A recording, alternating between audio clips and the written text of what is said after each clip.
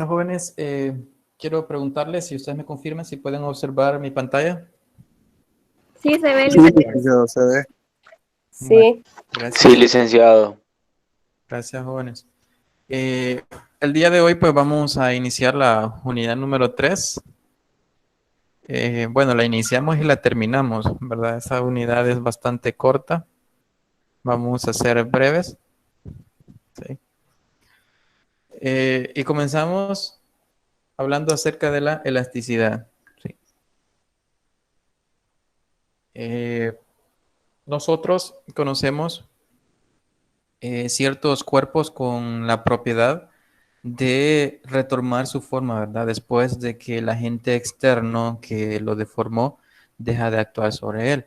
Por eso definimos la elasticidad también de esa manera. Como dice, la capacidad de retornar a la forma y tamaños originales cuando la fuerza deformante, ¿sí? O fuerzas deformantes, es decir, ya sea una o varias fuerzas que deforman el cuerpo, han desaparecido. ¿Sí? Entonces, eso nosotros le llamamos elasticidad. Uno puede pensar que todos los cuerpos son perfectamente rígidos, ¿sí? Es decir, que no se deforman cuando actúa una fuerza sobre ellos, y en realidad no es así. Estos tienden a deformarse. Ahora, a veces no es perceptible porque la deformación es poco y después de que se deja de actuar la fuerza sobre el cuerpo, pues este vuelve a su forma original, ¿verdad? Entonces, vamos a hablar acerca de esas propiedades de los cuerpos. Nosotros podemos clasificar estos cuerpos como elásticos, ¿sí? Ahí tenemos la definición, ¿verdad? En la parte izquierda de la diapositiva, que dice: si un objeto se comporta de forma tal que al cesar la acción de la fuerza o fuerzas que lo deforman recobra su tamaño y forma original, se dice que el material que lo constituye es elástico. ¿Sí? Y bueno, ahí vemos una imagen, ¿verdad? Algo, algo perturbadora. Cuerpo perfectamente elástico, dice más abajo. Ya vamos a ver que perfectamente elástico no es lo mismo que elástico. Al igual que inelástico no significa perfectamente inelástico. Bueno, aquí es un error de dedo, ¿verdad? En la parte de abajo de la diapositiva de la derecha, del lado derecho, dice elástico, pero aquí es inelástico, haciendo alusión a las dos imágenes. Ahora, un cuerpo es inelástico si al dejar de actuar la fuerza de formación sobre un cuerpo, este no recobra todas sus características originales. Entonces se dice que el material es inelástico. Ahora, podemos clasificar entonces los cuerpos en cuatro. Cuerpo elástico, ¿sí? Cuando recobra la mayoría de sus propiedades iniciales, ¿sí? O forma inicial, no completamente. Porque cuando recobra completamente, ¿sí? Su forma inicial, eso se convierte en perfectamente elástico. Por otra parte, ¿sí? Tenemos un cuerpo inelástico, ¿verdad? Aquí predomina más el hecho de que el cuerpo no vuelve a su forma original. Esto no quiere decir que hay varias secciones del cuerpo que no van a regresar a su forma. Sí pueden regresar, pero en la mayoría no regresa. Y eso es un cuerpo inelástico. Ahora, perfectamente inelástico sería cuando ninguna sección del cuerpo vuelve a su estado original. ¿Sí? Tenemos el ejemplo ahí, ¿verdad? De ese carro que chocó contra el poste. ¿Sí? El auto se deforma y ese no vuelve a su forma original, ¿verdad? Pero ya vamos a ver el tema de energía. Esto es bastante conveniente de que el auto se deforme lo más que pueda para que pueda absorber toda esa energía y esa energía no la recibamos nosotros. Bueno, para comenzar a estudiar los cuerpos elásticos, pues veremos a la ley de Hooke. Sí. Hooke hablaba acerca de las siguientes consideraciones. Él decía que al someter un cuerpo a una fuerza, ya sea de tensión o de compresión, ¿sí? Eso lo vimos en la unidad pasada, se observa que La deformación unitaria que experimenta un cuerpo es directamente proporcional a la magnitud de la fuerza deformadora. ¿Qué significa? Que si usted a un cuerpo le aplica más fuerza, esa es la fuerza deformadora, pues mayor será la deformación unitaria que va a experimentar, ¿sí? Y aquí en la imagen podemos observar, ¿verdad? El primer resorte, ¿sí? Está relajado, no hay ninguna fuerza actuando sobre él, ¿sí? Ahora le vamos a agregar una cierta masa, ¿sí? Y el resorte va a bajar una longitud X, ¿sí? Ahora, si doblamos la masa, entonces se va a duplicar también la distancia que se deforma el resorte, en este caso 2x. Hablando de que la fuerza en la última imagen del resorte es el doble, ¿verdad? Que en la imagen de en medio, ¿sí? Entonces aquí podemos notar que a mayor fuerza, pues mayor deformación unitaria va a sufrir este resorte. Y eso es lo que decía Hooke, ¿verdad? En sus expresiones. Ahora, hay que saber distinguir entre dos fuerzas que Hooke distinguía, ¿sí? La primera es la fuerza elástica y la otra es la fuerza deformadora. Si pueden observar, tiene o depende, ¿sí? De las mismas magnitudes, esto es, de la constante del resorte, de la constante elástica y también de la deformación unitaria. En este caso la deformación es delta L. Uno lleva signo menos y el otro lleva signo positivo. ¿Por qué la fuerza elástica lleva un signo negativo? Porque esta fuerza elástica se opone a la deformación del cuerpo. ¿Sí? Se opone a la deformación del cuerpo. Veamos. Un momento, voy a cargar por acá una aplicación.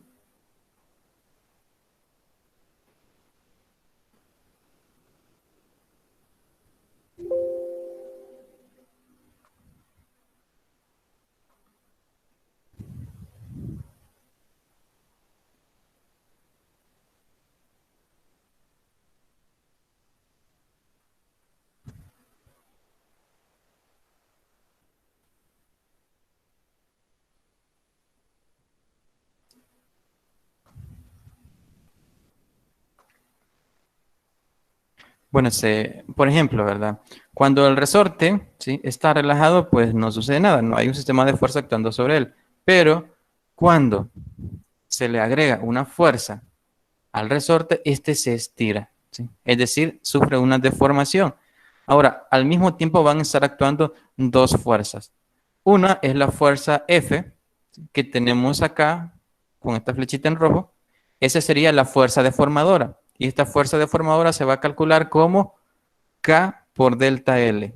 Es decir, la constante de elasticidad por la deformación unitaria o por el estiramiento, ¿sí? Okay. La fuerza elástica va a ir en contra de la deformación. Si la deformación es hacia abajo, entonces aquí se va a producir una fuerza, ¿sí?, elástica hacia arriba, ¿sí?, en dirección contraria a la fuerza deformadora, ¿sí? A esto se le llama fuerza elástica o también se le suele llamar fuerza restauradora, ¿sí? ¿Por qué fuerza restauradora? Porque es la fuerza que aparece en el resorte y que tiende a regresarlo a su posición inicial, ¿sí? Si no existiera esta fuerza elástica, entonces al quitar el cuerpo que le hemos puesto al resorte para poder deformarlo, pues el resorte quedaría en la misma posición final y sería ya no un cuerpo elástico, sino que un cuerpo perfectamente inelástico, ¿sí? Pero eso no sucede. Debido a la fuerza elástica es que el resorte vuelve a su posición inicial después de que se deja de actuar la fuerza que lo deformó, ¿verdad? Por eso es que lleva el signo menos, porque se opone a la deformación o es opuesta a la fuerza deformadora, ¿sí? Lo mismo sucede acá en el último resorte, ¿verdad? En el que tiene dos veces la fuerza, se produce una fuerza elástica en dirección contraria a la deformación, ¿sí?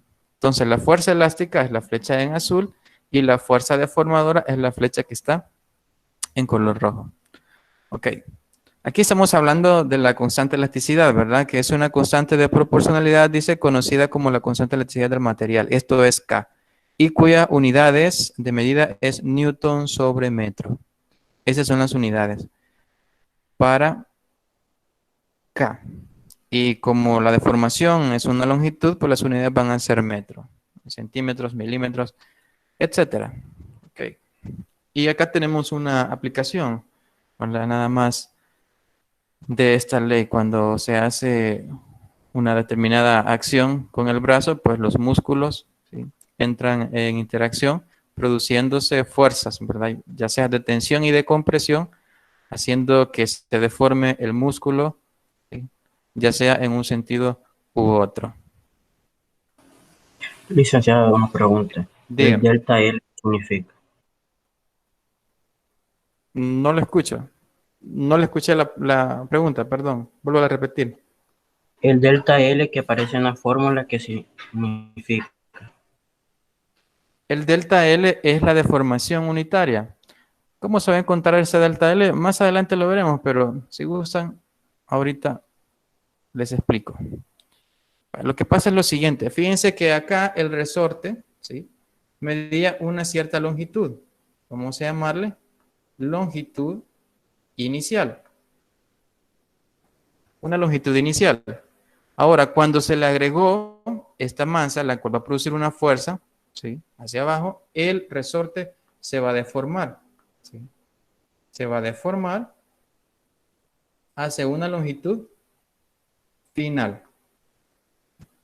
Entonces hay dos longitudes, una longitud final y una longitud inicial. Si la longitud final es mayor porque se ha deformado, ¿verdad?, el resorte. Ahora recuérdense que delta significa cambio, ¿verdad? Entonces el cambio de longitud, ¿sí?, va a ser igual a la longitud final menos la longitud inicial. En este caso, la longitud final menos la longitud inicial va a ser, fíjense, esta pequeña sección de acá. Esta pequeña sección de acá va a ser nuestro delta L. Es decir, la deformación. Esa es la deformación. Entonces, delta L es la deformación. Y esta se calcula como la longitud final menos la longitud inicial.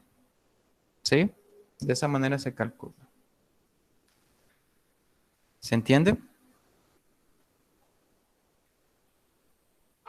Sí, licenciado. Ok.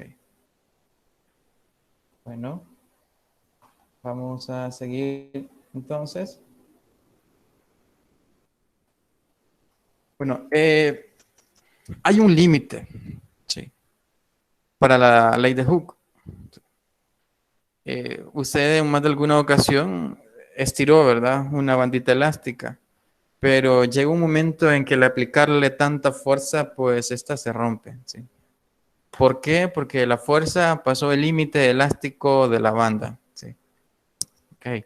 Entonces, tenemos un gráfico, ¿verdad?, del comportamiento de la mayoría de los materiales en cuanto a la fuerza, ¿sí?, y la deformación que estos experimentan, ¿sí? Este primer sector que vemos acá, que va desde 0 hasta A, ¿sí?, de aquí, ¿verdad?, perdón, desde el origen hasta el punto A, ¿sí?, representa una tendencia elástica, ¿sí? Significa que siempre y cuando la fuerza esté en este límite, las deformaciones no serán permanentes y el cuerpo va a volver a su estado original, ¿sí? Ahora, en el punto que tenemos acá, de A a B, ¿sí?, el cuerpo no vuelve completamente a su estado inicial, sino que le va quedando como pequeñas deformaciones permanentes, ¿sí? Permanentes. Podemos decir que la línea en rojo es la región en la cual se obtiene un cuerpo perfectamente elástico, ¿sí? Y de A a B, pues un cuerpo elástico, nada más. Y aquí perfectamente elástico. Ahora, desde el límite de influencia en el punto B hasta el punto C, vamos a dibujar en verde esta línea, pues los materiales se caracterizan por ser inelásticos. Inelásticos.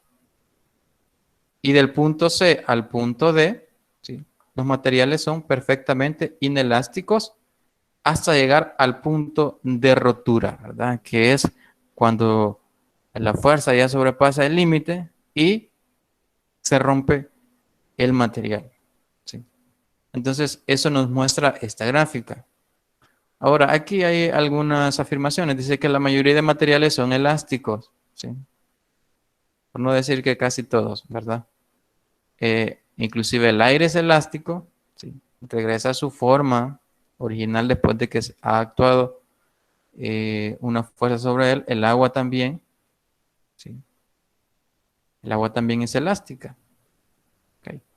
Aquí vemos un ejemplo de una compresión, ¿verdad?, de aire. Si nosotros tenemos una jeringa y la tapamos de un extremo, ¿sí?, al hacer presión sobre la jeringa, el aire se va a comprimir, pero si dejamos de apretar la jeringa, el aire vuelve otra vez a su estado inicial. Eso es un ejemplo de que muestra que el aire es un material elástico o una sustancia elástica.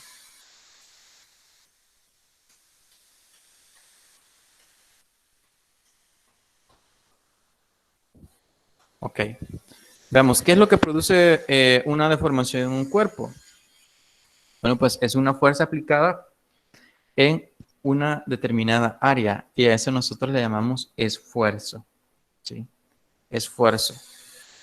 Y el módulo va a ser la relación entre el esfuerzo y la deformación que se provoca a dicho cuerpo. Pero leamos primero aquí el texto para el esfuerzo. Dice que se relaciona con la fuerza que causó un cambio de forma. La deformación es una medida del grado de cambio de la forma. Okay. Entonces, le vamos a llamar esfuerzo, ¿sí?, como a la acción que deformó dicho cuerpo. Y nos referimos a una fuerza, ¿sí?, a una fuerza aplicada en una superficie. Ahora, nosotros encontramos que el esfuerzo es directamente proporcional a la deformación. ¿Qué significa? Que a mayor esfuerzo, entonces se va a producir una mayor deformación. Y a menor esfuerzo, pues la deformación va a ser menor, ¿sí? Ahora, esto es una relación de proporcionalidad directa. Eso lo vimos en la unidad 1, ¿verdad? Ahora, si convertimos esto en una ecuación, pues hay que colocarle una constante ahí. La constante en este caso sería el módulo elástico. Y si despejamos de acá el módulo elástico, que sería la constante, pues este va a ser igual al esfuerzo entre la deformación. Y de esta manera se define un módulo elástico, ¿sí?, como la razón que hay entre el esfuerzo sobre un cuerpo y la deformación que le causó dicho esfuerzo. ¿Sí? Ok. Esa es la constante de proporcionalidad, módulo elástico. Y este módulo elástico, pues, va a depender de la naturaleza de cada material, ¿sí? Lo que significa que para cada material el módulo elástico es diferente, ¿sí? Y como les repito, el módulo elástico lo que me determina es la relación de deformación y el esfuerzo que se producen entre un cuerpo, ¿sí? Bueno, aquí está la manera de cómo calcular el esfuerzo, ¿sí? El esfuerzo es una medida de la fuerza que causa una deformación, ¿sí? Ahora, un esfuerzo normal, ¿sí?, va a ser igual a la fuerza, ¿sí?, sobre el área. Ahora, ¿por qué se llama esfuerzo normal? Porque la fuerza en este sentido se está aplicando perpendicularmente a la superficie, ¿sí? Es perpendicular a la superficie. Ahora, decir que para un cuerpo, ¿sí?, este esfuerzo normal se obtiene cuando las fuerzas son de tensión o de compresión, ¿sí?, para que se generen esfuerzos de tensión y esfuerzos de compresión. Miren, por ejemplo, acá tenemos una varilla con longitud L sub 0. Si nosotros aplicamos fuerzas de tensión, es decir, fuerzas saliendo, ¿verdad?, de las caras de la varilla, ¿sí?, se va a producir un esfuerzo. Y dicho esfuerzo va a ser igual a la fuerza que se aplicó sobre el área en el cual está actuando la fuerza, ¿sí?, que sería el área de sección transversal, ¿verdad? El área de, de esta varilla. Sería como el círculo, ¿verdad?, que se logra observar en las puntas de la varilla. Sería el área de ese círculo. Okay. Esto es cuando es de tensión. Si son fuera de tensión, entonces la longitud de la varilla aquí va a aumentar. Va a aumentar. Por lo tanto, aquí se tendría un delta L positivo, ¿verdad? Porque la longitud final va a ser mayor que la inicial. Y si es mayor que la inicial, el delta L va a ser positivo. Ahora, en caso contrario, las fuerzas no sean de tensión, sino que sean fuerzas de compresión, ¿sí?, la longitud va a disminuir. Y en este caso, la longitud final va a ser menor que la inicial. Por lo tanto, el delta L le va a salir negativo. Lo que significa que si el cambio de longitud es positivo, es porque el cuerpo ha aumentado su longitud. Y si el delta L es negativo, ha disminuido la longitud del cuerpo. ¿Alguien tiene una pregunta?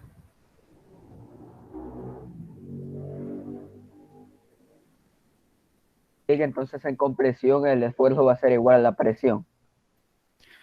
Sí, ok. Si ustedes se han fijado, en realidad son las mismas unidades que la presión. Sí. Sí, es como que si estuviéramos hablando de presión, dado que son las mismas unidades, ¿verdad? Fuerza sobre área, newton sobre metro cuadrado, y esas serían las unidades, ¿sí? Pero para objeto de estudio, acá nosotros le llamamos esfuerzo. Esfuerzo. ¿Por qué le llamamos esfuerzo y no le llamamos presión? Porque le llamamos esfuerzo porque esta acción tiende a cambiar la forma, ¿sí? Como que fuerza, ¿verdad? A cambiar la forma al material, ¿sí? Por eso le llamamos esfuerzo. Y no le llamamos presión, pero sería la misma presión en realidad, ¿sí? Ok. Una pregunta, licenciado. Me quedó la duda de una anterior diapositiva que decía que el agua también es elástica. Y no sé, yo tenía entendido que el agua es incompresible, pero Ajá. no sé, ¿me puede explicar, por favor? Sí, es que incompresible y elástico son dos términos distintos. Vaya, en el ejemplo de la jeringa, adentro había gas, no había agua. ¿Qué pasaría si hubiera agua? En realidad, esta no se iba a comprimir. Y si lo hacía, iba a ser en una proporción bastante pequeña, porque el agua se considera incompresible, ¿sí? Ahora, ¿por qué decimos que es elástica? Por la siguiente razón, fíjese. Va a ser elástica o se considera elástica debido a la propiedad que el agua tiene de adoptar la forma del recipiente que los contiene, ¿sí? Si usted tiene el agua en un recipiente cilíndrico, ¿sí?, y esa agua la pasa a un recipiente, digamos, cuadrado, pues va a adoptar la forma cuadrada, ¿sí? Sería de un paralelepípedo, ¿verdad? Pero si lo Ok, vuelve ok. si lo vuelve a colocar al recipiente cilíndrico, pues va a adoptar otra vez la forma del recipiente cilíndrico, ¿sí?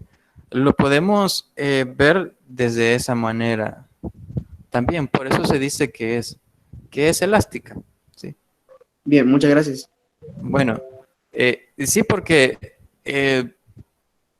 las fuerzas, ¿sí?, que están actuando sobre el agua, pues son las del recipiente que lo contiene, ¿verdad? Y es la que le da forma, pero el agua va a cambiar dependiendo del recipiente donde esta se encuentre, ¿sí? Por esa razón es que nosotros decimos que es elástica, porque recobra su forma después de que se ha dejado de actuar la fuerza sobre dicha agua, ¿verdad? En este caso, sobre esa sustancia. Bueno, volvemos entonces al tema de esfuerzo, ¿verdad? El esfuerzo normal, ¿sí?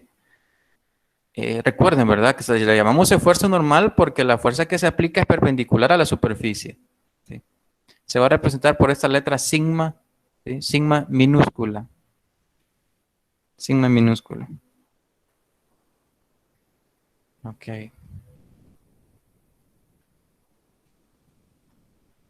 Aquí tenemos, ¿verdad? Podemos dividirlo, ¿verdad? Como esfuerzo de tensión y esfuerzo de compresión. Esfuerzo de tensión es cuando estiramos, ¿sí? Esfuerzo de compresión, pues, la misma palabra lo dice, ¿verdad? Es cuando comprimimos, es decir, reducimos el volumen. Ok. El esfuerzo de tensión va a ser igual a la fuerza de tensión sobre el área. En este caso, le podemos agregar una letra en un subíndice T para denotar que es esfuerzo de tensión. En cambio, si es de compresión, una letra subíndice C, ¿verdad? Para denotar esfuerzo de compresión. Y esto siempre va a ser igual a la fuerza entre el área. ¿Sí? Okay. Y aquí tenemos las unidades del esfuerzo, ¿verdad? Newton sobre metro cuadrado. Que como su compañero les dijo, son las mismas unidades de presión. Y acá tenemos otras unidades. Tandina sobre segundo cuadrado, centímetro cuadrado, kilogramo fuerza sobre metro cuadrado o gramo fuerza sobre centímetro cuadrado. Son otras unidades. Licenciado, una pregunta. Sí. La O que tiene una rayita, ¿cómo se llama? Sigma. Sigma minúscula. Es una letra griega llamada sigma, pero esta es minúscula.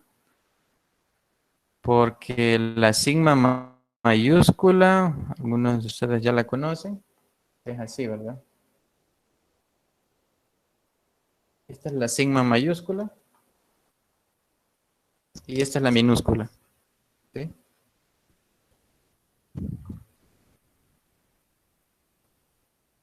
Bueno, ahora hablemos de deformación unitaria. Al aplicar un esfuerzo sobre un cuerpo, pues este se va a deformar, ¿sí? Y podemos medir la deformación, ¿sí? De forma unitaria. ¿Sí? Es decir, que la deformación es una medida relativa de qué tanto cambia la forma por un esfuerzo, ya sea que la varilla esté sometida a un esfuerzo de tensión o de compresión. Para este caso, la deformación unitaria va a ser igual al cambio longitudinal entre la longitud inicial. ¿Sí? El cambio longitudinal va a estar dado por delta L, ¿sí? Y la longitud inicial por L sub 0, ¿sí? Es decir, longitud inicial. En este caso, la deformación unitaria se va a denotar con esta letra griega, epsilon, ¿sí? Es como una E, ¿verdad? Chiquita. Va a ser igual al cambio de longitud entre la longitud inicial. Ahora, el cambio de longitud, recuerden, lo dije al inicio, es igual a longitud final menos longitud inicial. Y todo eso sobre la longitud inicial. De esta forma nosotros podemos calcular la deformación unitaria. ¿Sí? Ahora, para que tengamos una idea de deformación unitaria, veamos, vamos a suponer que hay una varilla, ¿sí?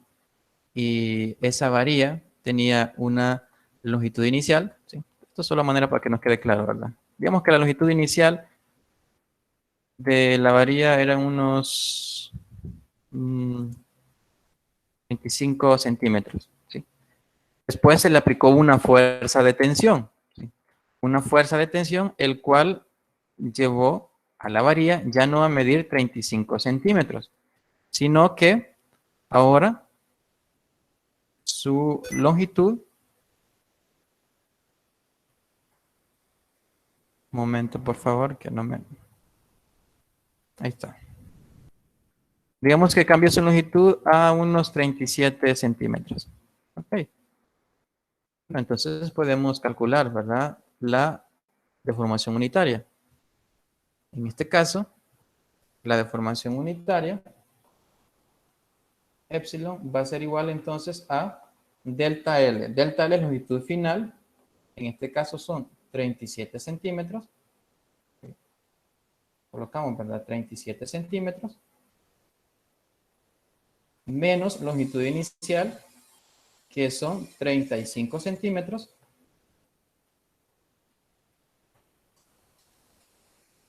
Sobre la longitud inicial. En este caso es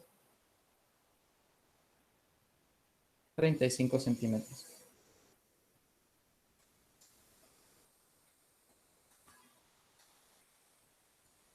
Ahora, si restamos 37 menos 35, eso da 2 centímetros sobre 35 centímetros. Ok. ¿Cuánto da eso, jóvenes? 2 sobre 35. 0.05. 0.05. 0.0. 5. 5. 0.05. Ok. Unidades no tienes, fíjese, porque aquí los centímetros se van con los centímetros y decimos entonces que la deformación unitaria es una cantidad adimensional, no tiene dimensiones. Entonces, ¿pero qué significa esta deformación unitaria? ¿Qué significa este 0.05? Ah, bueno, lo que decimos es que la deformación, ¿sí?, que sufrió el cuerpo es de un orden de 0.05. Dicho de otra manera, si nosotros multiplicamos esto por 100, ¿qué valor nos va a dar? Nos va a dar 5, ¿verdad? Si lo multiplicamos por 100. Esto es para expresarlo en forma de porcentaje. Sí.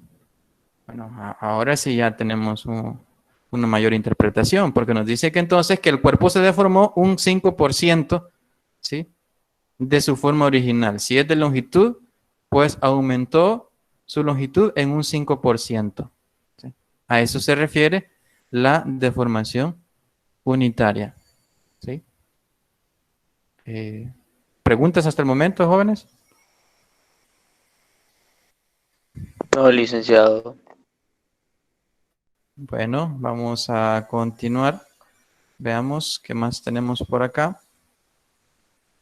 Bueno, tenemos un pequeño ejercicio, ¿verdad? Dice, estructuralmente dice, el hueso es muy fuerte, aunque es hueco. Es decir, pero no es estrictamente hueco, dice, porque en su interior está la llamada médula ósea. Ahora, utilizando los siguientes datos para el hueso compacto, ¿sí? El hueso compacto es la parte externa, ¿verdad?, del hueso, ¿sí? Ok. Utilizando los siguientes datos, dice, para el hueso compacto, el cual es la resistencia a la tracción, ¿sí? Es decir que cuando hablamos de tracción, hablamos de tensión, ¿sí?, de fuerzas de tensión. En este caso, si pueden observar, esta resistencia a la tracción está anotada por la letra sigma. Significa que nos estamos refiriendo en realidad al esfuerzo. Y la T es de tensión. Entonces, el esfuerzo de tensión es de 1.21 por 10 a la 8 newton sobre metro cuadrado. Si tuviéramos el fémur, digamos, una tracción o una tensión sería como estirar el hueso. Si estiramos el hueso por sus extremos, ¿verdad?, al aplicarle una fuerza, pues soportaría un esfuerzo de tensión de 1.21 por 10 a la 8 newton sobre metro cuadrado. ¿Sí? Ahora, si en caso de que no estiráramos el hueso, sino que lo comprimiéramos, aplicándole siempre, ¿verdad?, una fuerza por los extremos de los huesos hacia adentro, lo estaríamos comprimiendo. Y el esfuerzo que soporta el hueso, pues, en este caso es de 1.67 por 10 a la 8 newton sobre metro cuadrado. Ok, tenemos estos dos datos entonces. Ahora, el diámetro externo del fémur es de 2 centímetros. ¿Sí? Para este caso, con una pared, dice, de 3 milímetros de espesor. Entonces, nos pide hallar la carga máxima de compresión y la carga máxima de tracción. Esto es, nos pide como la fuerza máxima que puede soportar, porque tenemos los esfuerzos máximos, ¿sí?, pero no tenemos la fuerza máxima que puede soportar. Y recuérdense, nosotros relacionábamos el esfuerzo con la fuerza. Sí, ¿verdad? Aquí lo tenemos, un esfuerzo con la fuerza y también con el área. Entonces lo que tendríamos que hacer nada más es despejar de acá la fuerza. Si despejamos, el área está dividiendo, al otro lado va a pasar a multiplicar. Por lo tanto, la fuerza nosotros la vamos a encontrar al multiplicar el área por el esfuerzo. Para este caso nosotros ya tenemos los esfuerzos. Solo necesitaríamos encontrar el área para poder calcular la fuerza.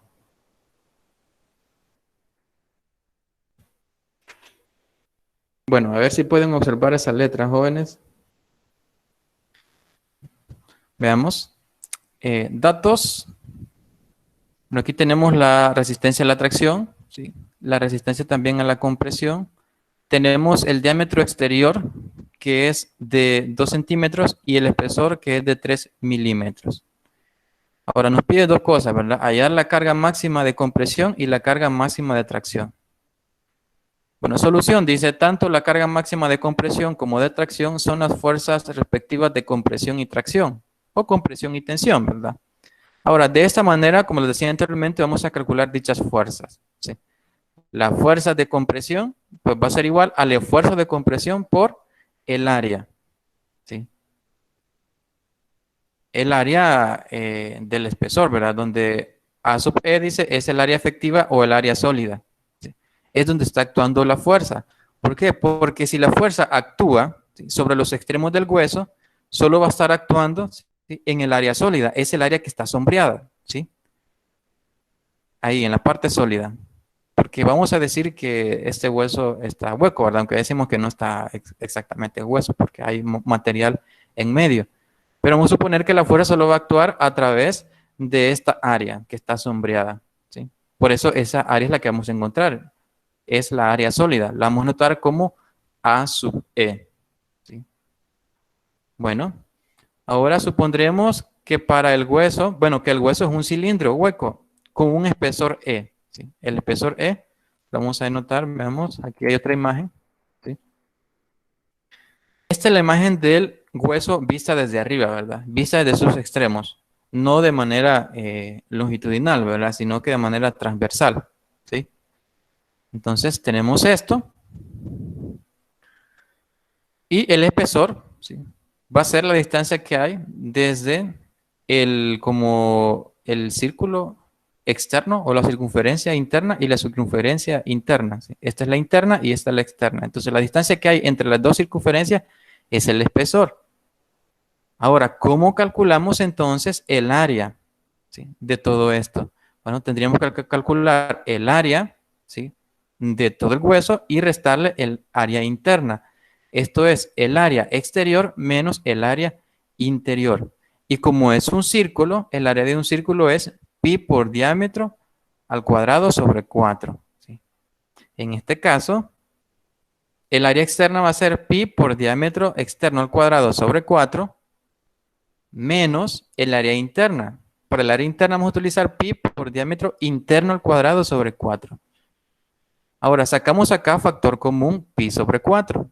Pi sobre 4, factor común del diámetro externo al cuadrado menos el diámetro interno al cuadrado. El diámetro externo ya lo da el ejercicio, en este caso eran 2 centímetros. Entonces lo que vamos a encontrar primero es el diámetro interno, ¿sí? Bueno, para que tengan una mejor idea, vamos a dibujar acá.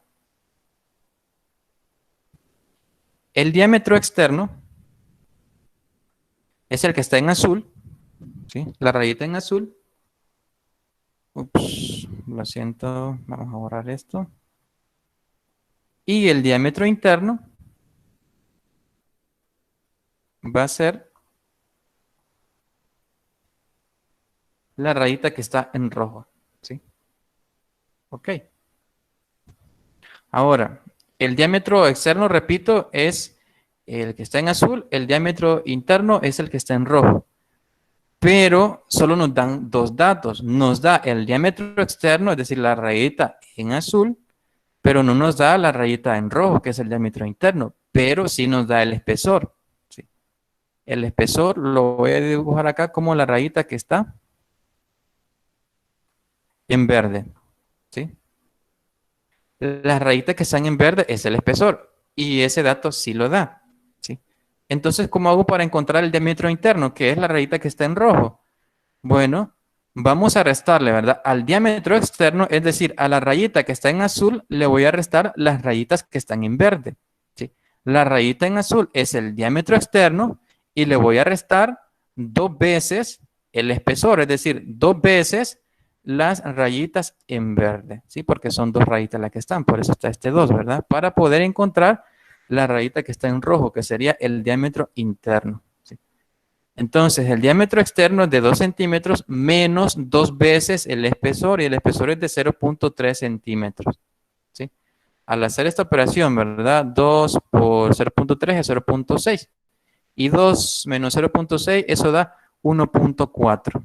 ¿Sí? Entonces ya tenemos el diámetro externo, que es 2, y el diámetro interno, que es 1.4. Por lo tanto, ya puedo realizar la operación, ¿verdad? Utilizando la ecuación, ¿verdad? Que estoy encerrando en este recuadro. Esto es para encontrar el área. ¿Sí? Entonces, el área...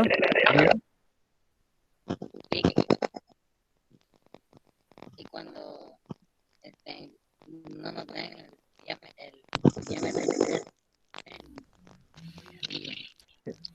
no lo escucho muy bien.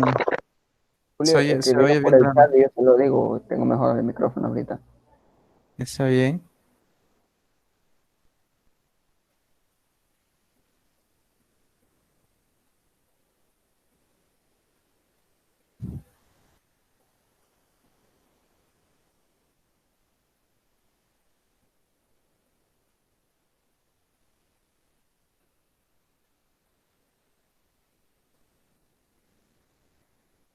Bueno, es que en realidad si no les da otro valor, pues tienen que utilizar otros procesos, ¿verdad? Por ejemplo, si les diera el diámetro interno, ¿sí? Y que es la rayita que está en rojo, y les diera el espesor, pues ustedes pueden calcular el diámetro externo, ¿verdad? Sumando la rayita que está en rojo con la rayita que está en verde. ¿Sí? De esa manera podrían calcular el diámetro externo, ¿sí?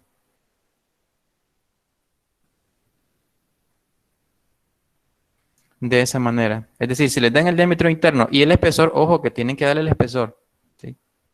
Entonces, podríamos calcular el diámetro externo ya no restando, sino que sumando el diámetro interno más 2 veces el espesor. De esa manera se podría realizar. Okay. Bueno, entonces ahora solo vamos a sustituir. El área entonces va a ser igual a pi sobre 4 por el diámetro externo al cuadrado. El diámetro externo es 2 y eso va a ir elevado al cuadrado, menos el diámetro interno que es 1.4 y esto al cuadrado. Si hacemos esta operación nos va a dar 1.6014 centímetros cuadrados. Lo convertimos a metros cuadrados y nos da un valor de 1.6 por 10 a la menos 4 metros cuadrados. ¿Sí?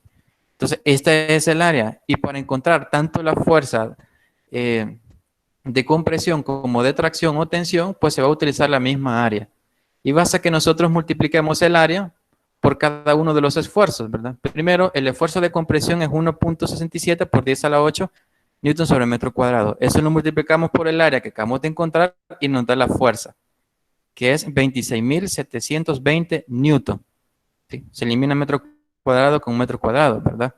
De la misma manera, podemos calcular la fuerza de tracción o de tensión, multiplicando el esfuerzo, que es 1.21 por 10 a la 8 newton sobre metro cuadrado, lo multiplicamos por el área y eso nos da 19.360 newton. Sí, para ¿Sí? calcular el punto de ruptura, ¿cómo se hace? Permítanme.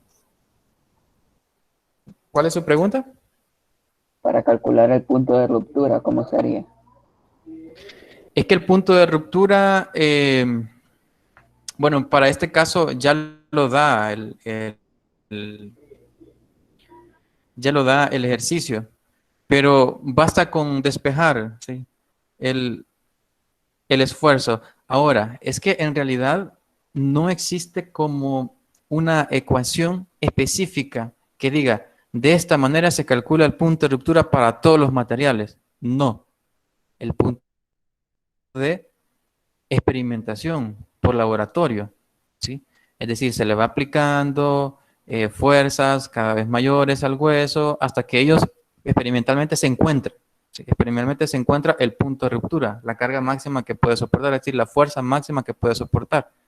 Y esa fuerza, ¿sí?, se establece en tablas. O sea, ya están establecidas porque se han encontrado experimentalmente. No es que haya una ecuación así estricta que diga de esta manera se puede encontrar. ¿Sí? Por eso que aquí el ejercicio ya lo da. Ok.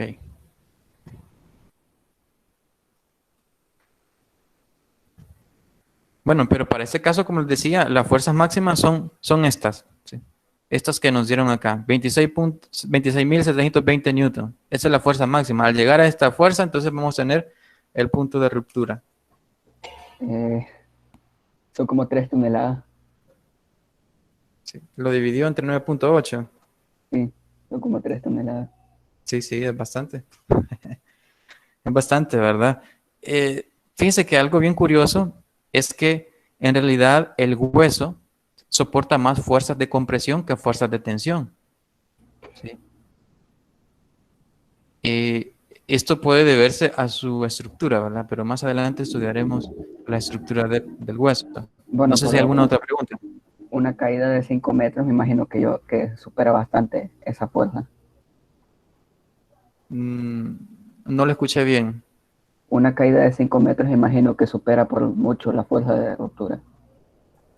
Una caída de 5 metros. ¿Sí? Se pudiera calcular, pero eso va a depender de cómo caiga, ¿verdad? Porque si toda la fuerza que soporta es perpendicular, ¿sí?, al área transversal del cuerpo, ¿sí?, posiblemente soporte o posiblemente no, ¿verdad? Todo va a depender de la posición en que actúan estas fuerzas.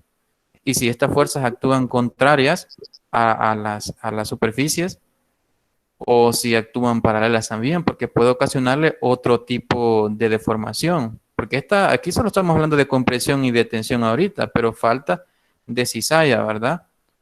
Lo que llamamos fracturas oblicuas, que también sufre el hueso. La fuerza de torsión. ¿Hola? La torsión. Sí, o la torsión, ¿verdad? Exacto. Entonces, son un montón de factores, ¿verdad? Que son determinantes, ¿sí? Bueno, vamos a continuar entonces, si no hay otra pregunta. Licenciado, Sí. pero el espesor siempre lo va a dar ¿cómo se llama? El problema.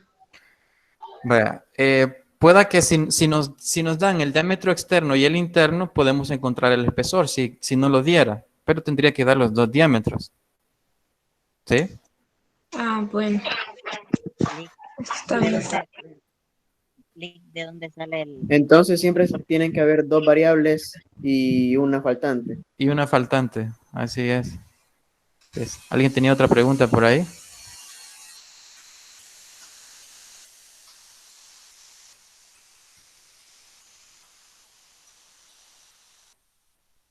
¿Alguien estaba preguntando algo más? No sé si va a preguntar o pasamos a Creo que se salió de la reunión. ¿Me escucha ya? Sí, lo escucho. Lo escucho. ¿De dónde salió el 1 por 10 a la 4 centímetros? Ah, es que este es el factor de conversión, ¿sí? Que me permite trasladar centímetros cuadrados a metros cuadrados, ¿sí? Y la relación es que 1 metro cuadrado equivale a 1 por 10 a la 4 centímetros cuadrados.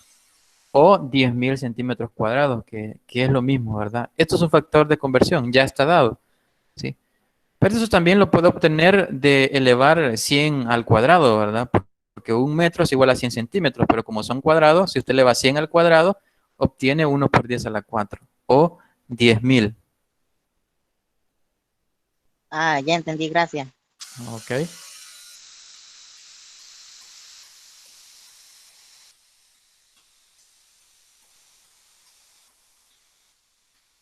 Bueno, solo hemos visto de esfuerzo, ¿verdad? Vamos a ver ahora los módulos de elasticidad, es decir, vamos a estudiar la constante que sale de relacionar el módulo con la deformación. Anteriormente nosotros decíamos que el módulo elástico es igual al esfuerzo entre la deformación unitaria. Ahora, la relación que hay entre estas dos magnitudes, dice la diapositiva que es válida solo en un rango limitado, o sea, hasta el límite elástico del material. En otras palabras, hasta donde es válida la ley de Hooke, ¿sí? Es decir, si lo tomamos acá, ¿verdad? En este gráfico, de donde está el origen del sistema hasta donde está el punto A, del punto A representa el límite de proporcionalidad. Hasta este punto es válido el módulo elástico, ¿sí? Porque hasta el punto A es donde se cumple la ley de Hooke, en el cual existe una relación directa entre la fuerza y la deformación de un cuerpo. Ahora, si el esfuerzo es mayor que el límite elástico, el material se deforma plásticamente y se aumenta más el esfuerzo, entonces se rompe, ¿verdad? Es lo que decíamos anteriormente y esta gráfica igual se la demostraba, ¿verdad? Anteriormente. ¿Cómo se calcula el módulo de Young? Bueno, el módulo de Young es igual al esfuerzo normal entre deformación unitaria. Se representa el módulo de Young como una letra Y mayúscula, ¿verdad? Una Y mayúscula. Y esto va a ser igual al esfuerzo normal, sigma, entre la deformación unitaria, epsilon. Donde tenemos que sigma se calcula como F sobre A, es decir, la fuerza sobre el área, ya sea de compresión o de tracción. Y epsilon es la deformación unitaria, es decir, delta L sobre L sub 0. Si nosotros sustituimos estas dos expresiones acá en esta ecuación, pues vamos a obtener una nueva expresión, que es esta que tenemos acá abajo, la cual nos dice que el módulo de Young va a ser igual a la fuerza por la longitud inicial sobre el área por el cambio de longitud. Bueno, esa es una... Tiene que ver, ¿verdad?, con el ejercicio que hicimos anteriormente, ¿sí? Estas son fuerzas de compresión. ¿Sí? El área se calcula como pi por radio externo al cuadrado menos radio interno al cuadrado, ¿sí? Pero esta es otra manera de encontrar el área. Anteriormente nosotros utilizamos como diámetro cuadrado sobre 4, pero también se puede encontrar como pi por radio al cuadrado, ¿sí? Usted elige qué ecuación utilizar. Bueno, aquí tenemos otro ejemplo. La elastina, dice, es una proteína elástica hallada en los vertebrados. Su módulo de Young es alrededor de 6 por 10 a la 5 newtons sobre metro cuadrado. Si una muestra de elastina de 1 centímetro de longitud y 0.2 centímetros de diámetro es estirado bajo una carga de 5 gramos fuerza, ¿cuál es su nueva longitud? Okay. Bueno, ¿qué datos nos dan? Fíjense, nos dan el módulo de Young, que es 6.0 por 10 a la 5 newtons sobre metro cuadrado. Nos dan la longitud inicial de la elastina, que es de 1 centímetro. Nos da el diámetro de la elastina, que es 0.2 centímetros. Y nos da la fuerza, ¿verdad?, que es 5 gramos fuerza. Ahora, al aplicarle 5 gramos fuerza, ¿cuál va a ser su nueva longitud? Siendo su módulo de Young de 6 por 10 a la 5 newtons sobre metro cuadrado. Eso es lo que se va a calcular. Y estos son los datos que tenemos acá, ¿verdad? En la imagen que está en la diapositiva. Tenemos el módulo de Young de la elastina, ¿sí? La longitud inicial, 1 centímetro, esto es 0.01 metros. Tenemos el diámetro, que es 0.2 centímetros. ¿Sí? En metro es 2 por 10 a la menos 3 metros. Y la fuerza, que son 5 gramos fuerza. Ahora, eso hay que convertirlo a Newton, ¿verdad? Todos los datos hay que convertirlo al sistema internacional para poder operar las unidades con el módulo de Young, que está en Newton. Ahora, vamos a convertir primero. 1 kilogramo fuerza es igual a 1000 gramos fuerza, ¿sí? Por lo tanto, vamos a convertir primero gramos fuerza a kilogramos fuerzas, utilizando este factor de conversión. Eso lo vamos a multiplicar por otro factor de conversión, en el cual nos dice que 1 kilogramo fuerza es igual a 9.8 newton. ¿Sí? Bueno, ustedes ya saben aquí cómo colocar las expresiones, ¿verdad? Que va arriba y que va abajo va a depender de las unidades que se quieran eliminar. Eso lo vimos en la unidad número 1. Operamos 5 por 1 entre 1000 por 9.8 entre 1. Eso da un valor de 0.049. Y las unidades que nos quedan son Newton. Entonces, esta es la fuerza que está actuando sobre esa elastina. Ahora vamos a calcular el área. ¿Sí? El área es igual a pi por diámetro cuadrado sobre 4.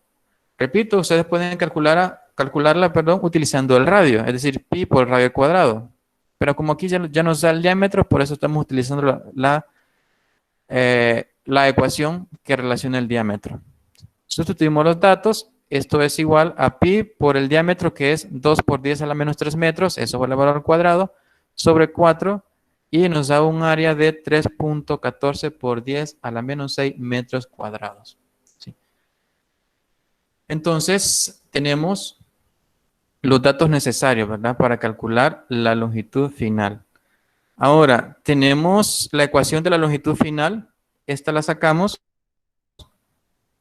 de esta expresión. Fíjense.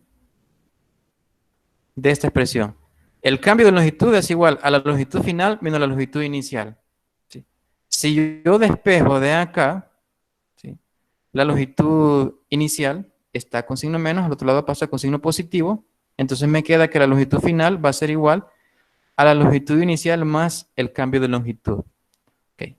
Tengo la longitud inicial, que es 0.01 metros, pero no tengo cuál es el cambio de longitud. Para eso entonces vamos a utilizar esa ecuación, ¿verdad?, que es la del módulo de Young, ¿sí?, de la cual vamos a despejar delta L. ¿Sí? Acá está fácil, nada más. Delta L está dividiendo en esta expresión. Si lo paso al otro lado, va a pasar a multiplicar con el módulo de Young. Y el módulo de Young está multiplicando con la delta L, entonces va a pasar a dividir. Prácticamente lo que van a hacer es intercambiar puestos. Donde está la Y va a estar el delta L, donde está delta L va a estar Y. Y eso lo tenemos en la siguiente diapositiva. Aquí está, ¿verdad? Ya hemos despejado el delta L. Es decir, el cambio en longitud va a ser igual a la fuerza por la longitud inicial sobre el área por el módulo de Young. La fuerza es 0.049 newton, la longitud inicial 0.01 metros, el área 3.14 por 10 a la menos 6 metros cuadrados, y el módulo de Young es 6 por 10 a la 5 newtons sobre metro cuadrado. Si nosotros operamos esto, nos da un valor de 2.6 por 10 a la menos 4 metros. Y este es el cambio de longitud. Ahora que tengo el cambio de longitud, calculo la longitud final. ¿Sí? La longitud final entonces va a ser igual a la longitud inicial más cambio de longitud. La longitud inicial es 0.01 metro.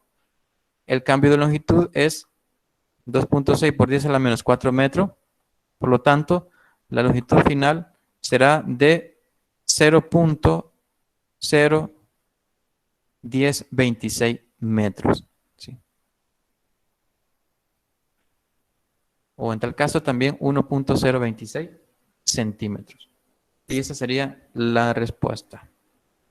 ¿Hay alguna pregunta?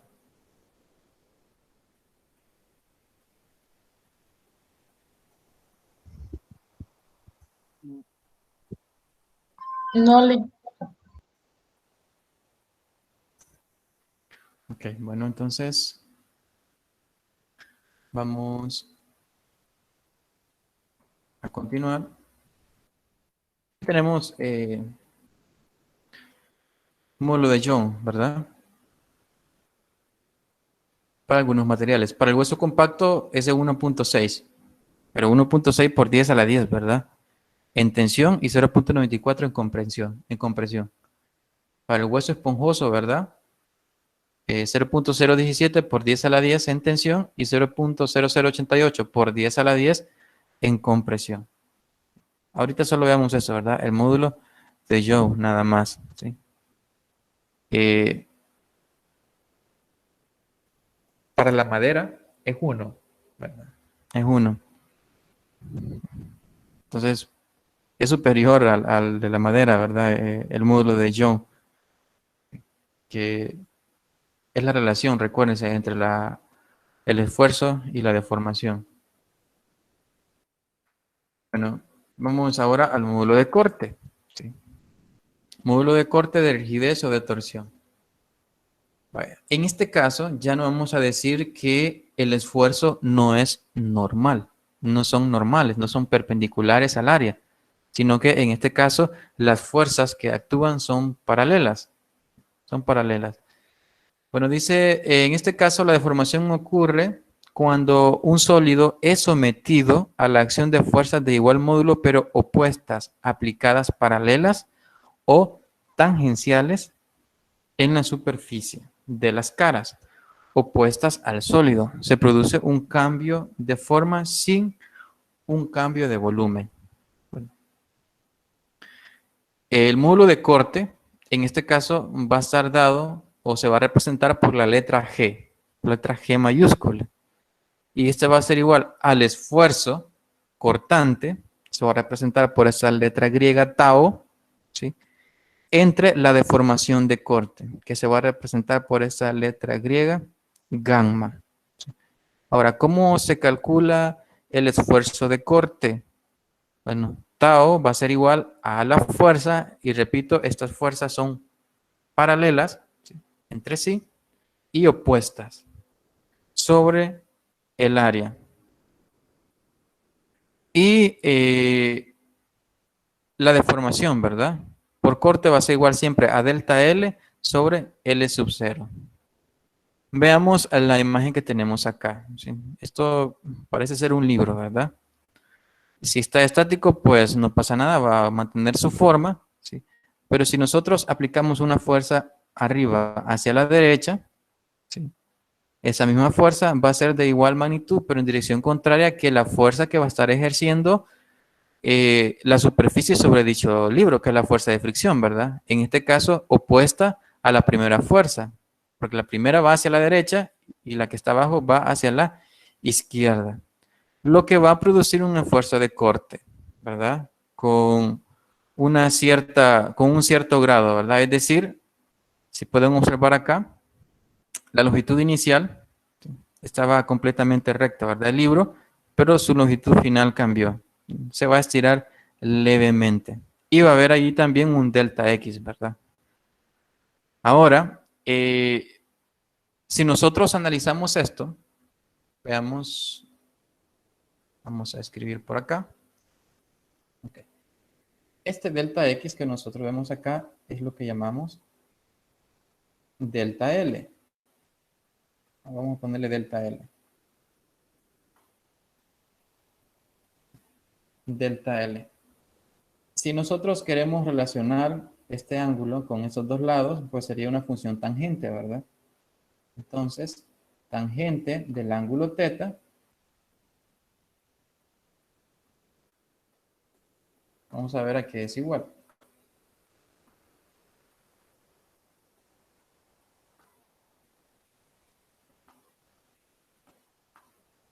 Tangente del ángulo teta. Recuerden que la tangente es igual a cateto opuesto sobre adyacente. El cateto opuesto, en este caso, fíjense, es delta L. Se colocó delta L sobre el cateto adyacente. Y el cateto adyacente es L.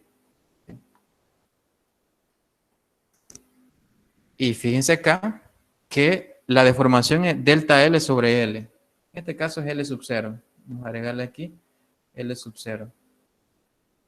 Bueno, y esto que tenemos acá sería longitud final, ¿verdad?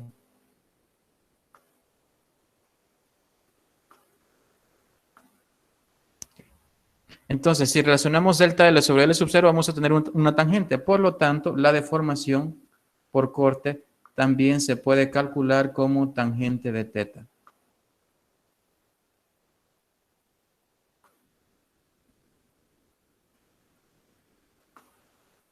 ¿Sí? Tangente de teta.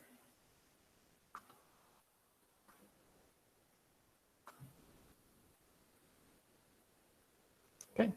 Significa que si no les diera o no pudieran calcular las longitudes necesarias para calcular la deformación, pero si les da el ángulo, pues entonces solo le sacan tangente de ese ángulo y esa es la deformación por corte.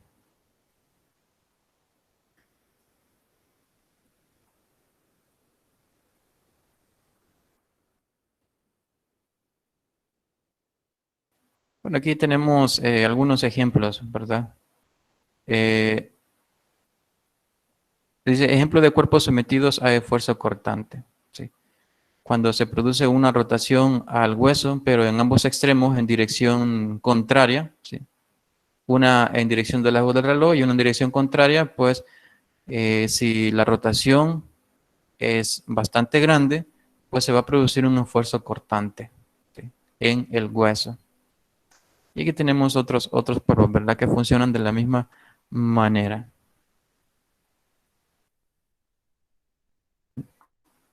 Veamos el último esfuerzo, ¿sí? Y este es un esfuerzo de volumen, ¿sí?, que va a producir una deformación de volumen. Ahora, tenemos un objeto, ¿sí?, en el cual la presión que está actuando sobre él, pues solo será la presión atmosférica en este caso. Por eso dice, la presión es igual a P sub 0, en este caso la presión atmosférica, ¿verdad? Ahora, si están actuando fuerzas perpendiculares, ¿sí?, en todas las caras de este cubo, ¿sí?, entonces el cuerpo será sometido a un esfuerzo de volumen. En este caso, lo que va a hacer es comprimir, ¿verdad?, el cuerpo, disminuir su volumen. Ahora, vámonos aquí al lado izquierdo donde están las expresiones.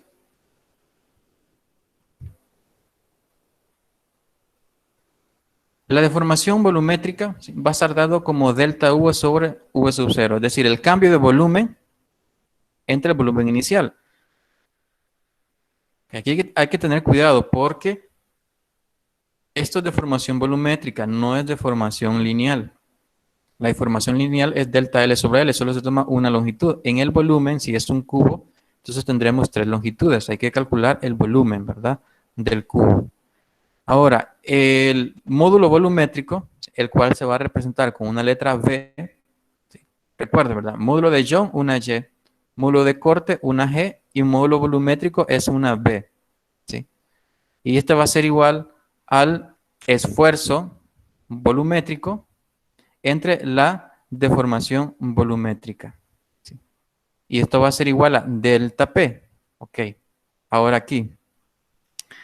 El esfuerzo volumétrico, ¿sí?, se recuerdan, es igual a fuerza sobre área, pero aquí sí lo vamos a denotar en función de la presión. Va a ser igual al cambio de presión, ¿sí? Entonces, el esfuerzo volumétrico es igual al cambio de presión entre la deformación volumétrica, que es delta V sobre V sub 0. Y de esa manera se encuentra el módulo volumétrico. Ahora, el recíproco, dice, del módulo volumétrico se denomina compresibilidad y se denota con la letra K. En algunos ejercicios no les va a dar el módulo volumétrico, ¿sí?, sino que les va a dar la compresibilidad y eso se denota con una letra K minúscula. Pero hay una relación entre la compresibilidad y el módulo volumétrico, el cual nos dice que la compresibilidad va a ser igual a 1 sobre el módulo volumétrico.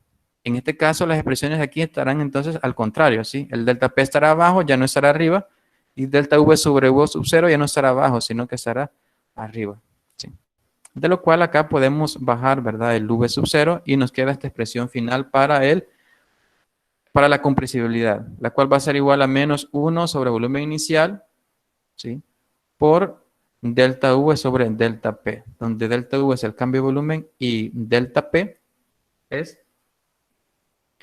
el cambio de presión, ¿sí? De esa manera analizamos los esfuerzos volumétricos, que la deformación que se produce al final, pues, es volumétrica en todas las dimensiones.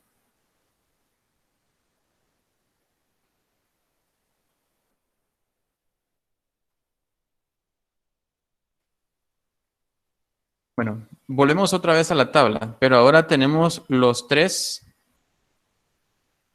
módulos, módulo de Young, de corte y volumétrico, ¿sí? Pero lo que nos interesa es este, ¿verdad? De los huesos de las extremidades, perdón. Es mayor, fíjense, el módulo de corte con respecto al módulo de Young, ¿sí? Y el módulo volumétrico pues no está determinado. Pero vamos a hablar de los huesos más adelante. Okay. Ahora vamos a llevar, ¿verdad? Toda esta conceptualización teórica a los materiales biológicos. Mayormente se utiliza el término elastómeros, ¿sí? Para denotar aquellas sustancias que pueden ser estiradas elásticamente, ¿verdad? Realizamos un ejercicio acerca de la elastina, ¿verdad? El cual es un elastómero, sustancias biológicas, que se pueden deformar, dice, hasta el doble o más de su longitud original. Ahora, la mayoría de los sólidos de interés biológico, como los huesos y cartílagos, son estructuras complejas que se componen de células vivas, nervios y vasos sanguíneos embutidos en un armazón sólido extracelular. Entonces, hay que considerar lo siguiente. En realidad, aquí tenemos dos tipos de materia, ¿verdad? Material orgánico y materia también inorgánica dentro de nuestro cuerpo.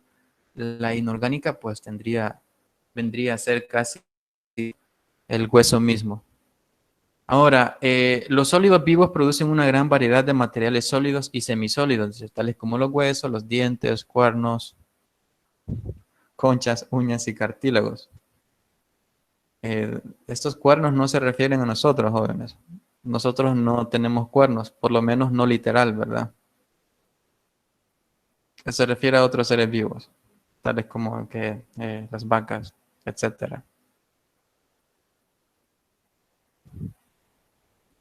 El hueso es una de las clases más grandes de tejidos, llamado tejido conectivo. Este se caracteriza, dice, por tener relativamente unas pocas células interpuestas en una matriz de material intercelular.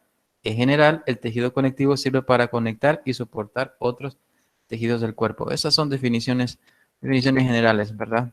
Y aquí tenemos una estructura general también del hueso, ¿verdad? Cuando la materia inorgánica se remueve de un hueso, el material restante se llama hueso descalcificado.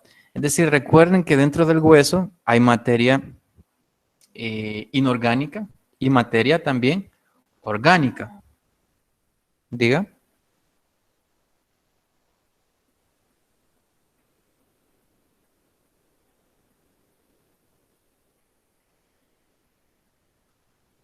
Bueno, si quitamos la materia inorgánica, solo nos va a quedar la materia orgánica. Y eso es un hueso descalcificado, cuyas propiedades físicas, dice, son muy similares a las de los cartílagos. Ya vamos a ver de qué está compuesta esa materia inorgánica que está dentro del hueso. Ahora, el hueso libre de materia orgánica, que es lo contrario, es extremadamente quebradizo y puede quebrarse entre los dedos. Igual, ya vamos a ver qué es lo que le da la estructura al hueso, ¿sí? Aquí tenemos el hueso compacto, que les decía que es el hueso exterior, ¿sí? La parte del hueso exterior. Y el hueso carcinoso, ¿verdad? Que está en los extremos, en medio la cavidad medular. Bueno, eso es un dibujo bastante impreciso, ¿verdad? Ustedes pueden buscar en internet para más detalle la estructura del hueso. Lo que nos interesa a nosotros es cómo está compuesto, ¿sí? Y cuáles son las propiedades mecánicas que contiene. Ahora, hay dos compuestos principales en el hueso, ¿sí? Una es el colágeno, ¿sí? El cual dice es una proteína que se encuentra en todos los tejidos conjuntivos, y el hidroxiapatito, o también llamado hidroxiapatita, ¿sí?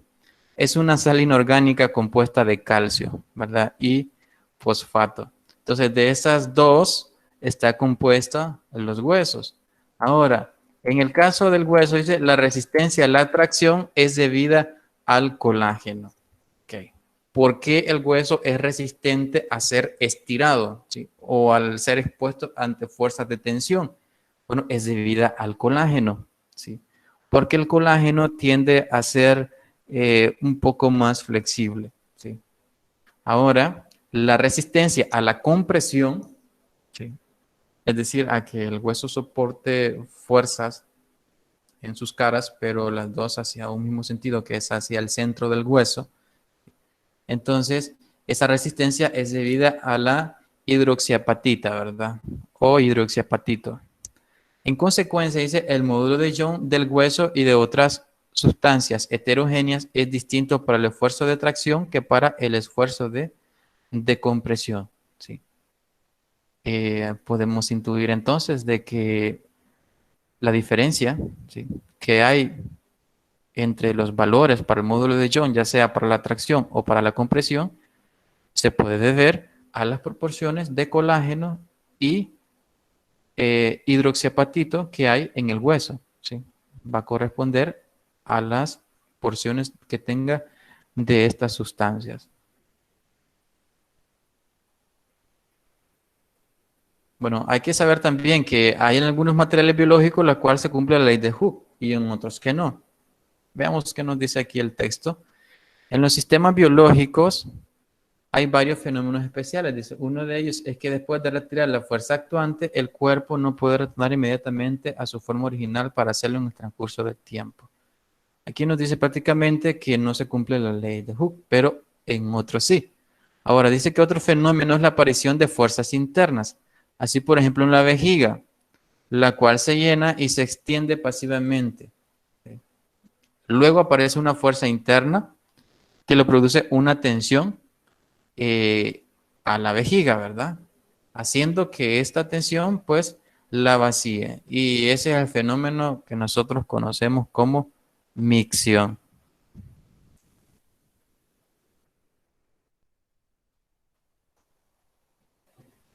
Bueno, aquí hay algunas preguntas. ¿Sabías que los huesos son huecos? ¿Por qué los huesos del esqueleto, siendo huecos, son capaces de soportar grandes esfuerzos de flexión?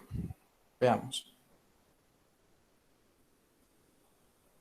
Vamos a detenernos acá un momento. Hablamos de fuerzas de compresión. ¿Sí? Vamos a representarlo por esta flecha que está en amarillo. Vamos a hacer más grande.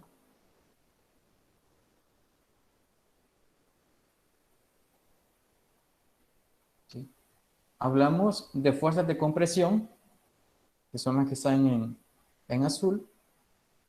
Hablamos de fuerzas de tracción o de tensión, que son las fuerzas que están en rojo. Pero ¿qué pasa si los esfuerzos son de flexión? Es decir, hay un esfuerzo hacia abajo. ¿Sí? Hay un esfuerzo hacia abajo. Okay. Es que aquí vamos a considerar lo siguiente. Colocamos un modelo en el cual decimos que el hueso está formado por bastantes láminas. ¿Sí? Por bastantes láminas. Okay. Bastantes láminas. Vamos a dibujarlas por acá.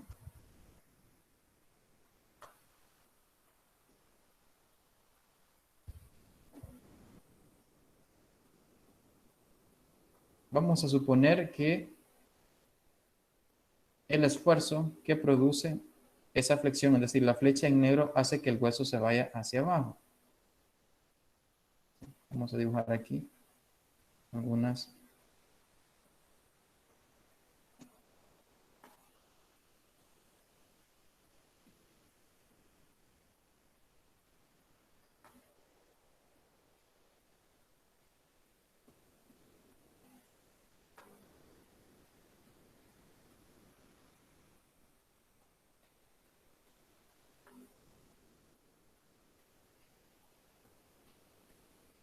Ok. ¿Qué es lo que va a pasar acá? Bueno, si la fuerza es de flexión, pasa lo siguiente. Aquí tenemos tres regiones. Una región del hueso, ¿sí?, la cual se va a comprimir, que es la que está próxima donde se está aplicando la fuerza de flexión. Es la región que está en azul. Pero hay una sección en la cual el hueso se va a estirar, que es esta sección que está encerrada en color rojo. ¿Sí? Entonces, ahí se están produciendo compresiones, ¿sí? Y también se está estirando, ¿verdad?, el hueso en algunas secciones. Pero existe una tercera sección en la cual se puede decir de que no actúa ninguna fuerza, sino que se mantiene estática. Y es la sección que está en medio. ¿Sí? la sección que está en medio del hueso, pues no está recibiendo, ¿sí? ningún esfuerzo, ya sea de compresión o de tracción, ¿sí? Por lo tanto, es que en medio del hueso, ¿sí? Podremos decir que es hueco, pero la estructura del hueso favorece porque en medio, como les decía, no se va a como a percibir, ¿sí? Esa fuerza que se está actuando sobre el hueso. Por lo tanto, no es necesario, teóricamente, ¿verdad?, de que allí haya un material que siga soportando, ¿sí? Ahora, esto está a ciertos límites, recuerden, porque va a haber un momento en que sí se va a romper el hueso, ¿verdad? Pero es por esa sencilla razón que es un hueco, ¿verdad? Y en medio, pues, lo que pasa, lo que nosotros le llamamos la médula ósea, ¿verdad? Y esta, pues, generalmente, si el esfuerzo es mínimo, no recibe ¿cómo se puede llamarle? Ningún esfuerzo, pues. No percibe la fuerza que se está actuando sobre el hueso. Okay. Esto es en cuanto al diseño, ¿verdad? Al diseño del hueso. Acordémonos que debido, ¿sí?, a la sustancia de la que está compuesto el hueso, ¿sí?, es que éste puede soportar fuerzas de compresión, fuerzas de tracción y debido al diseño también fuerzas de flexión, perdón, de flexión. Ahora, el simple hecho de que el hueso en medio sea vacío significa que el peso del mismo hueso va a disminuir, ¿sí? Y al disminuir entonces va a ser menor la carga que va a soportar significativamente, ¿verdad? Si el hueso no fuera hueco, pues este soportaría mayor, ¿verdad? Mayor carga, pero como les decía, que si se actúa una fuerza de flexión encima, en realidad la parte de en medio no se ve afectada, ¿sí? No se ve afectada. Bueno, no sé, jóvenes, si tienen preguntas hasta el momento.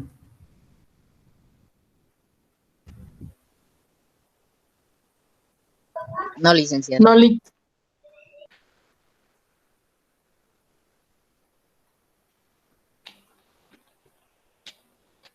Bueno, voy a terminar entonces acá. Voy a tener la grabación. Un momento, no se vayan a salir.